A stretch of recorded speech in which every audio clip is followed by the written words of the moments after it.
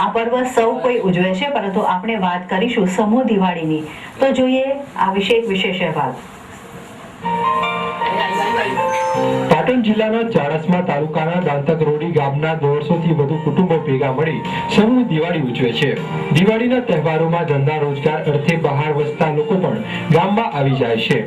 અહીં આવી સૌ સાથે દિવાળી ઉજવે છે. દિવાળીના 5 દિવસે સૌ એક રસોડે જમે છે. આ 5 દિવસ સામાજિક પ્રવૃત્તિઓ, સાંસ્કૃતિક પ્રવૃત્તિઓ ઉપરાંત બાળકોને પ્રોત્સાહન આપતી રમતો, ઇનામ વિતરણ ઉપરાંત ઘણી બધી પ્રવૃત્તિઓ કરવામાં આવે છે. આનંદની સાથે સાથે અમે સામાજિક પ્રવૃત્તિઓ પણ કરીએ છીએ. 4 દિવસના કાર્યક્રમોમાં બાળકો માટે રમતો, બહેનો માટે રમતો, રાતે સાંસ્કૃતિક કાર્યક્રમ, ગરબા, રાસ, રંગોળી હરીફાઈ, મહેંદી હરીફાઈ જેવી જુદી જુદી હરીફાઈઓ, બાળકોને ઇનામ વિતરણ, સાંસ્કૃતિક કાર્યક્રમો, સાથે સાથે દર વર્ષે ગામને ગ્રામ વિકાસનું કામ પણ અમે અહીં કરીને જઈએ છીએ. સમૂહ દિવાળીમાં ભાગ લેવા તેમજ દિવાળીનો આનંદ લૂંટવા વિદેશમાં વસતા કુટુંબો પણ દર વર્ષે અચૂક પોતાના માદરે વતનમાં આવે છે. બહાર ગામ રહેતા લોકોનું માનવું છે કે ગામડામાં આવવાથી બાળકો ગામડાઓથી પરિચિત થાય, ગામ પ્રત્યે પ્રેમ જાગે, એકબીજાને ઓળખે તેમજ પોતાના વડદાદાઓ શું કરતા હતા, તે કેવી રીતે રહેતા હતા, આ વિશેનો ખ્યાલ આવે.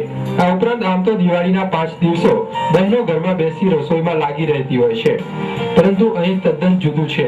આ 5 દિવસ બહેનોને રસોઈ કરવામાંથી મુક્તિ આપવામાં આવી છે.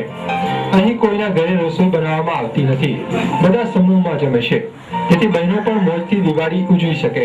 બાળકોને પોતાના વતનનું ખબર પણ પડે અને ગામના ઉપર પ્રેમ આવે, ભૂમિની મહત્વતા જાણે અને સાથે સાથે એમના વડા દાદાઓ કેવી રીતે અહીંયા રહેતા હતા, શું કરતા હતા એનું ખ્યાલ પણ આવે.